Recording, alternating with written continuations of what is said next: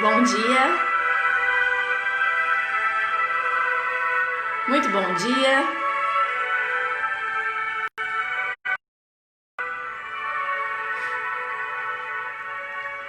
Sejam todos muito bem-vindos.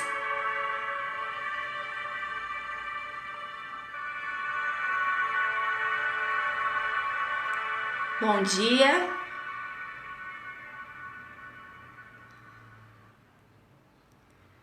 Muito bom dia. Seja bem-vindo a mais uma manhã de estudo, de oração, de estudo do Evangelho segundo o Espiritismo, dessa doutrina consoladora. Bom dia, Bruno. Bom dia a todos vocês que escolheram estar linda de quarta-feira para mais um estudo. Vão buscando um lugar calmo, tranquilo. Você está me ouvindo bem? Ouça essa música lá no fundo, essa música tranquila para acalmar nossos corações, nossas mentes agitadas. Nesses dias tão atribulados, em que há tantos problemas, tantas aflições, respira fundo, vá para um lugar tranquilo, se possível, feche os olhos, respire fundo pausadamente. Bom dia, Simone. Bom dia, Jucimária. Respire fundo, vai para um lugar tranquilo. Esqueça o mundo lá fora. Viva agora esse momento presente, que você escolheu estar aqui para mais uma manhã de estudo, de oração. Agradecendo mais uma vez por essa oportunidade. Bom dia, Carla. Bom dia, Marta. Vamos agradecer mais uma vez por essa oportunidade de oração, de juntos estarmos conectados num só sentimento, numa só vibração, de paz, de alegria. Respire fundo, agradeça por mais essa oportunidade de amanhecer com vida, com saúde, agradecendo por essa noite e colocando todos os seus problemas nas mãos de Jesus. Colocando a sua ansiedade, a sua angústia, todas as aflições que estão na sua mente, no seu coração, entregue nas mãos de Jesus. Confie no poder dele. Imagine Jesus te envolvendo nesse momento. Sinta a presença dele, dos benfeitores espirituais, dos nossos anjos guardiães que sempre nos acompanham. Pedimos a proteção para mais esse estudo, que possamos falar o que você precisa ouvir e que você assimile cada palavra e coloque em prática. Que assim seja. Bom dia a todos que chegaram depois, sejam muito bem-vindos para mais esse estudo do Evangelho segundo o Espiritismo. Hoje nós vamos estudar o capítulo 17 do Evangelho, Sede Perfeitos. E para iniciar o estudo, nós precisamos introduzir, para que todos entendam como é a sistemática do Evangelho desse nosso estudo. Nós podemos dividir as matérias contidas nos Evangelhos em 5 partes. Os atos comuns da vida do Cristo, como ele nasceu, como ele viveu, como foi a sua passagem aqui na Terra. Os milagres, as profecias, as palavras que serviram de dogma para a igreja e o ensinamento moral. As 4 primeiras, ou seja, como ele viveu, como foi os milagres, as profecias, as palavras que serviram de dogma, tudo isso tem uma divergência entre as religiões. Mas Jesus, os seus ensinamentos morais, ele como guia, como modelo a ser seguido, como modelo de perfeição, há um consenso entre as religiões. Ou seja, Jesus é um modelo a ser seguido. E os seus ensinamentos, os seus exemplos servem de paradigma para nós até hoje. Os seus ensinamentos são atuais, mesmo mais de 2000 anos depois. E o Evangelho segundo o Espiritismo, que nós estamos estudando aqui há vários meses, o Evangelho segundo o Espiritismo, compõe o Pentateuco kardeciano, que são as 5 obras básicas, penta de 5. São as 5 obras básicas da doutrina espírita, ao lado do Livro dos Médiuns, do Livro dos Espíritos, o Céu e o Inferno, a Gênese e o Livro dos Espíritos, né? Falei os 5. Esses são os 5 livros básicos. E o Evangelho segundo o Espiritismo, ele tem o seu cerne, o seu postulado central, os ensinamentos morais. Ele pega lá a parte do Livro dos Espíritos e esmiuça. Pega os ensinamentos, as passagens bíblicas e tira os seus ensinamentos morais. E a doutrina espírita tem essa reforma íntima como seu objetivo central, o nosso melhoramento, a nossa reforma íntima, a nossa evolução. Esse é o objetivo nosso aqui na Terra, da nossa passagem aqui na Terra. E nós precisamos entender que para alcançar essa reforma íntima, são necessários, primeiro, o estudo, que é o estudo da doutrina espírita, do Evangelho, dos ensinamentos de Jesus, para podermos aplicarmos no nosso dia a dia. Segundo, para o autoconhecimento. Então, a gente pega o estudo e aplica ao nosso dia a dia, para a gente conhecer as nossas fraquezas, as nossas imperfeições, as nossas limitações, as nossas inseguranças, para só depois a gente conseguir fazer essa reforma íntima. Então, através do estudo, a gente se conhece, nós nos conhecemos e a partir do autoconhecimento a gente consegue fazer essa reforma íntima. Só que é preciso, para a gente fazer essa reforma íntima, a gente ter consciência e conhecer as nossas virtudes, os nossos defeitos, os nossos vícios, tudo isso. E hoje, nesse capítulo 17 do Evangelho segundo o Espiritismo, sob o título Sede Perfeitos, nós vamos estudar um pouquinho das virtudes. Bom dia, Ivaneide, bom dia, Nuno, bom dia a todos aqueles que chegaram depois. Sejam muito bem-vindos. Então, nós vamos estudar algumas virtudes. Mas a gente fala tanto em virtude, né? Toda palestra, todo estudo, a gente fala em virtude. Virtude. Bom dia, Maria Souza. A virtude é uma disposição firme e constante na prática do bem. Então, quanto mais virtudes nós possuímos, mais progresso nós teremos feito no caminho do bem. Esse caminho que é tão difícil, que é tão tortuoso para a gente, nós seres humanos imperfeitos. Bom dia, Gleiciene. Então, as virtudes são as únicas grandezas que nós levaremos ao desencarnarmos. Nós não levaremos o nosso carro, a nossa casa, as nossas roupas, os nossos sapatos, nada disso de bens materiais. Mas as nossas virtudes, esses ensinamentos, essas virtudes morais, nós levaremos. Nós levaremos a nossa inteligência, a nossa bondade, a nossa benevolência, todos os nossos atos e as nossas qualidades morais. Por isso é tão importante a consciência de tudo que a gente pratica. A gente verificar quais os nossos pontos fracos, os nossos defeitos, os nossos vícios, a fim de erradicá-los das nossas vidas e ressaltar as nossas virtudes, aquelas que a gente já tem, e adquirir novas virtudes. E hoje nós vamos falar de algumas, dado o tempo ser escasso.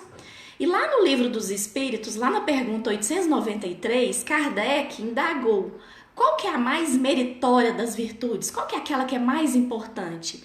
E eles nos responderam que todas as virtudes têm seu mérito. Então, todas são importantes. Mas a mais meritória é aquela desinteressada caridade. Porque a caridade, em todas as suas formas, nós já estudamos aqui a caridade moral, a caridade material, quando ela é desinteressada, ela é a mais pura expressão da lei de amor.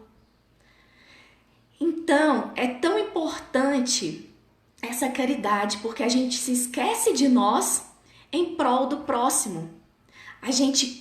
Em contrapartida, a gente se ama para a gente amar o próximo. Isso também é caridade.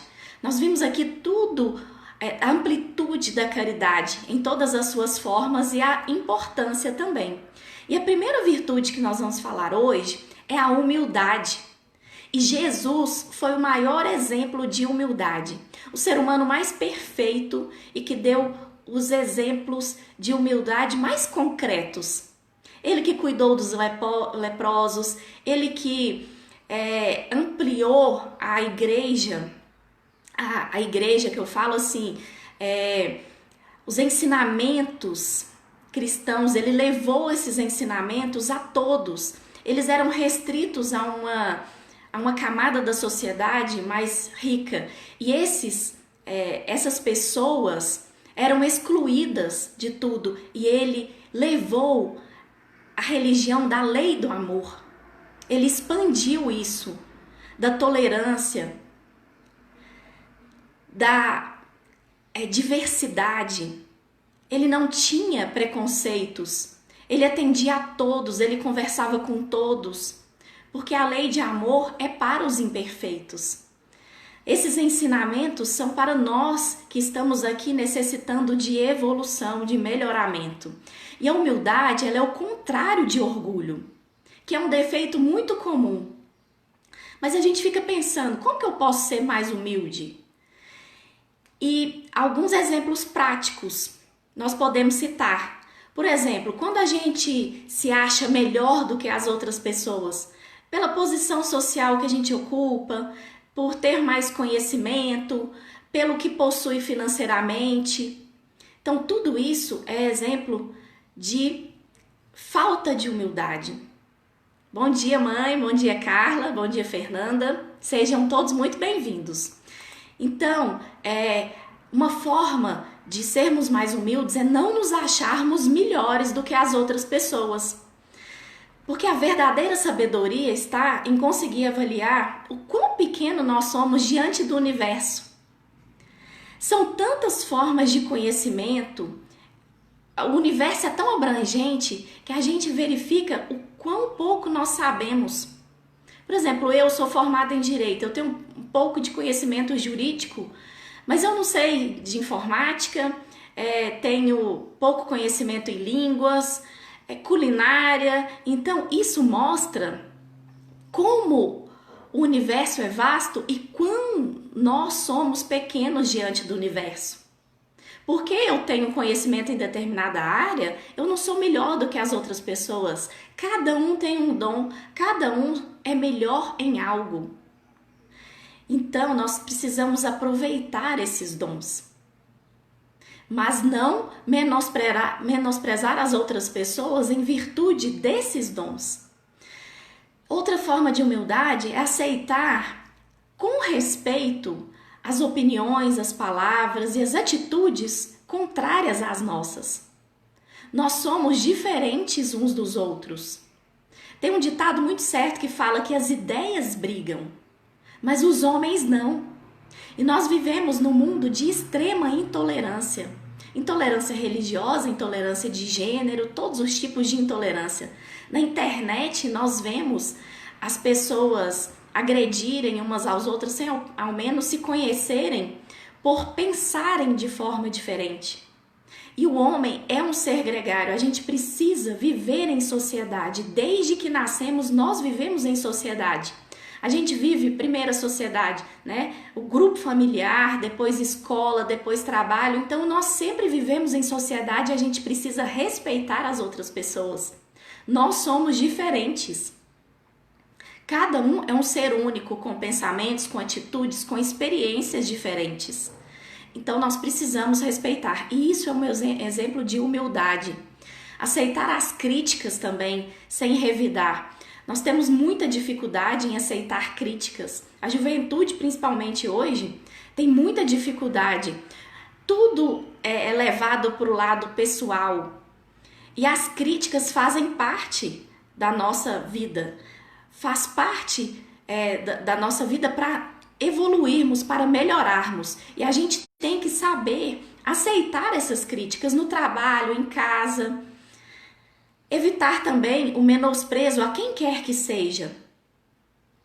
Todos têm a sua importância, independente da profissão, independente da condição social, da condição financeira. Humildade não quer dizer, não é sinônimo de ser maltrapilho, de pobreza financeira, de forma nenhuma. Isso não é sinônimo de humildade. Tem muito pobre, soberbo e muito rico, humilde. Não está intimamente ligado à condição financeira de forma nenhuma. Outro exemplo de humildade é aceitar com submissão as ordens recebidas. Hierarquia, respeito aos mais velhos, no trabalho, ao chefe. Então, existe uma hierarquia na sociedade e a gente precisa respeitar essas pessoas. Precisa respeitar para conviver melhor em sociedade. Isso é um exemplo de humildade. A gente aceitar, não ficar com raiva, não ficar emburrado, não ficar ressentido, magoado, parar de melindre, de ficar magoado por qualquer motivo. Também um exemplo de humildade é procurar o lado simples da vida. A felicidade não está nas grandes conquistas, está nas pequenas conquistas diárias. Valorizar o que temos em detrimento do que não temos, não ficar só focado no que não temos, mas ressaltar aquilo que a gente tem. Então, valorizar também todas as oportunidades. Todas as oportunidades são essenciais para a nossa evolução, para o nosso melhoramento. Não menosprezar aquela atividade que a gente acha que é menos significante. Mas tudo é aprendizado, tudo é necessário. Então, essa é a importância da humildade. Resistir também aos impulsos. Impulso de agressão, de agressividade. Eu tenho certeza que você aí já deve. Eu tenho muito que controlar o meu ímpeto. A gente tem que controlar. A gente tem que, pelo menos, reconhecer esse nosso defeito de ímpeto, de agredir, de às vezes revidar, respirar fundo, pensar calmamente. E é uma luta diária essa aquisição, essa manutenção das virtudes, mas que a gente tem que conscientizar para a gente fazer essa reforma íntima. Porque a outra virtude que é extremamente importante é a sobriedade, que é justamente isso, esse equilíbrio, essa moderação, essa temperança. E tudo na vida a gente tem que ter equilíbrio. A gente tem que buscar o equilíbrio na vida, porque tudo em excesso prejudica. A religião é importante? Para mim é extremamente importante. A espiritualidade, tudo isso é importante. Mas a religião em excesso vira fanatismo. Então tudo a gente tem que buscar o equilíbrio. Uma atividade física é importante? Em excesso prejudica o corpo, causa lesões, causa distensões. Então, tudo é equilíbrio. Tudo na vida. Então, essa é a importância dessa virtude, da sobriedade, que a gente tanto busca. Outra virtude também extremamente importante é a resignação. Nesse momento tão atípico que a gente está vivendo, que de incerteza, de insegurança, de frustrações, de medos do futuro, é muito importante a resignação, que é não ficar se perguntando por que está acontecendo comigo, por que eu perdi o emprego, por que esse divórcio, por que essa doença, mas se perguntar para quê? O que isso veio para me ensinar? O que que esse desemprego veio para me ensinar? O que que esse divórcio tem para me ensinar? Será que eu preciso ser mais tolerante? Será que eu preciso ter mais respeito com as outras pessoas, com o meu marido, com o meu companheiro? Então, não se vitimizar. Ter a plena consciência de que nós somos os artífices da nossa vida. Nós somos os responsáveis por tudo que nos acontece. As nossas atitudes geram consequências. E a gente tem que se responsabilizar por essas consequências. Não se vitimizar. Não ficar se fazendo de coitado. Mas assumir as responsabilidades. E a resiliência está intimamente ligada com a resignação, que é justamente essa capacidade de dar a volta por cima, de parar, avaliar tudo aquilo que está acontecendo na sua vida e ver, tomar a percepção de dor como fonte de crescimento e não como fonte de sofrimento. Não se entregar. Eu sei que não é fácil, não é fácil lidar com problemas, mas a gente tem que buscar meios de conseguir forças para enfrentar esses problemas com mais equilíbrio. Não se entregando à depressão. Momentos de tristeza são comuns, todos nós temos. Nós estamos aqui num planeta que é de provas e expiações. Então os problemas vêm para nos testar, para testarmos essa virtude, que é a resiliência. Verificar como nós enfrentaremos esses problemas. Esse problema vai nos acrescentar? Ou será que nós vamos nos revoltarmos, xingar as outras pessoas, se revoltar contra Deus, falando que Deus não é justo, que não é misericordioso? Nada acontece por acaso. Tudo tem uma razão de ser. Então nós temos que ter a consciência de que se algo acontece na nossa vida, não é por acaso. É porque nós precisamos passar por aquilo para tirarmos lições desses acontecimentos. Eu sei que você aí deve estar passando por um problema, cada um com a sua peculiaridade, um problema grave de saúde, problema na família, muitas vezes droga, vício. Mas a gente precisa encontrar forças. E o Evangelho nos dá essa solução, meios para a gente enfrentar esses problemas com resignação, com resiliência, sempre buscando os ensinamentos de Jesus Cristo. E outra virtude muito importante também é a generosidade. É ser bom simplesmente por ser bom. Fazer o bem. Não basta não fazer o mal. É preciso fazer o bem, é preciso agir. Jesus nos chama à ação, a movimentar-nos. Nós somos energia e a energia que a gente emana para o mundo, a gente recebe de volta. Então não vamos ficar inertes. Todos têm uma possibilidade de agir no bem, seja ajudando um filho, um pai, um familiar, um vizinho. Todos nós temos essa possibilidade. Todos temos dons que podemos repassar adiante. Todos temos qualidades. Nós precisamos parar, avaliar quais os nossos dons. Será que nós estamos enterrando os nossos dons, assim como aquela parábola que Jesus nos conta? Ou será que nós estamos multiplicando os nossos dons? Repassando adiante o que Deus nos deu de bom? Então não fique inerte. A generosidade está justamente nisso, em fazer o bem. Característica daqueles que aplicam a caridade com naturalidade. É fácil? De forma nenhuma. Ninguém falou que a nossa passagem aqui seria fácil. Outra virtude também muito importante, principalmente nesse momento em que estamos vivendo, é a compreensão e a tolerância. Compreensão. Buscar compreender as atitudes das outras pessoas. Cada um está vivendo um momento atípico, diferente. Eu sei que você está aí, tem certeza. Pode colocar no comentário aqui. Você está vivendo um momento difícil? Complicado? Na família, no trabalho, dificuldade financeira? Cada um tem o seu problema. Mas nem por isso a gente precisa revidar, descontar os nossos problemas nas outras pessoas. Mas quando uma outra pessoa desconta esse problema em nós, a gente tem que ser compreensivo, buscar entender as atitudes, o que levou aquela pessoa a ser grosseira comigo, a fazer algo que eu não gostei.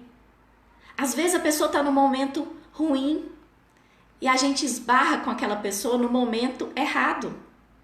Então, não ficar guardando ressentimento acerca das atitudes das outras pessoas. É preciso ter tolerância. Então, a compreensão é intimamente ligada à tolerância. Tolerar as atitudes das outras pessoas. Buscar entender dentro de casa, dentro da família, as atitudes das outras pessoas, tolerar mais.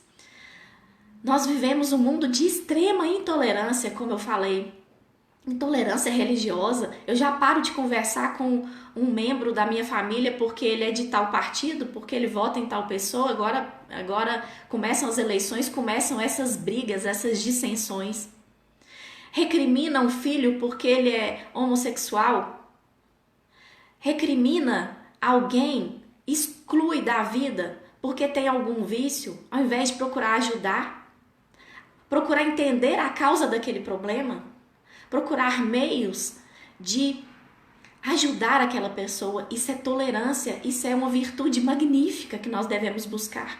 Entender as justificativas, os atos, por que aquelas pessoas vivem daquela forma, agem daquela forma. E entender que são pessoas diferentes, com vivências diferentes, com experiências diferentes. E nem por isso erradas. Não é porque a pessoa pensa de forma diferente de mim que eu tô certa, ela tá errada. Cada um tem um ponto de vista. Então são virtudes que a gente tem que adquirir, que a gente tem que cultivar. E outra virtude, para fechar esse conjunto de virtudes, claro que existem outras dezenas de virtudes que a gente tem que conscientizar e vivenciar a cada dia, mas é o perdão. Eu não falo aqui o perdão de coisas graves, não, eu falo perdão diário. O perdão nos mínimos detalhes. Perdoar um vizinho porque ele não cumprimentou num dia, perdoar o marido porque ele fez algo que a gente não gostou, perdoar um membro da família porque ele teve uma atitude em desacordo com o que nós pensamos. É o perdão diário. O perdão significa amor. Amor em cada atitude, entender o outro como um ser diferente e nem por isso errado. Entender que os nossos filhos são diferentes de nós, são espíritos milenares que trazem já hábitos que a gente tem que orientar, mas que a gente tem que respeitar também. Não querer que eles sejam como nós queremos. Ensine o caminho do amor, os ensinamentos de Jesus, incuta na mente dessas crianças, dos adolescentes isso, e espere o retorno. Que eu tenho certeza que o retorno virá. Se tornará pessoas de bem, com virtudes vivenciadas no Evangelho de Jesus Cristo. Então, esse estudo de hoje, ele nos mostra a importância de nos autoconhecermos, de parar, da gente parar, refletir, pensar, o que eu preciso melhorar? Quais as virtudes que eu já possuo e quais outras que eu preciso adquirir? Então eu te convido, eu te pergunto primeiro, você já parou para refletir quantas virtudes você possui? Quantas? Nós temos tantas virtudes que a gente se deprecia muito, mas todos nós temos muitas virtudes. Você já parou para refletir quais as suas virtudes? Responde aqui para mim, você já parou para pensar nisso?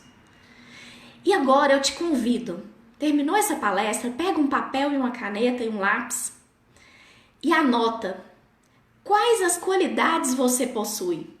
Será que você é paciente? Você é tolerante? Você é benevolente? Você é caridoso? Quais virtudes você possui? Quais virtudes você gostaria de adquirir? Será que eu sou intolerante? Eu preciso ser mais tolerante? Eu não sou tão humilde? Tem ocasiões que eu piso na bola, que eu acho que eu sou melhor do que as outras pessoas? Quais virtudes você gostaria de adquirir? Então, eu vejo assim nos alunos da evangelização, 9, 10, 11 anos, e eles já pedem paciência. Então, nós adultos, você, adulto, que está aqui ouvindo, você precisa de mais paciência? Precisa de mais tolerância no seu lar, no seu trabalho, nas suas atividades diárias? Quais virtudes você precisa adquirir? Anote. E o que você vai fazer para conservar essas virtudes que você já possui? Se você é paciente, quais as atitudes que você vai tomar em todas as suas atividades diárias para conservar essa tolerância, essa paciência? E como que você vai fazer? Quais vão ser as suas atitudes para adquirir novas virtudes? Será que você vai precisar acordar, meditar, orar, pedir proteção a Deus para adquirir novas virtudes, para ser mais paciente, para pensar antes de revidar alguma atitude das outras pessoas? Será que você precisa, às vezes, até sair, dar uma volta, respirar fundo, para não agredir a outra pessoa? Para respeitar as atitudes das outras pessoas? O que você precisa fazer para adquirir novas virtudes? Então, são reflexões que eu gostaria de deixar aqui para você e pedir com respeito, com carinho. Faça essa atividade. Pegue um papel, anote as suas virtudes.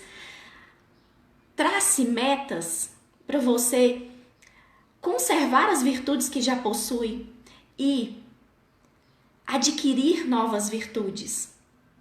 Esse caminho da reforma íntima, da nossa evolução, do nosso melhoramento, é uma luta diária, é uma luta constante.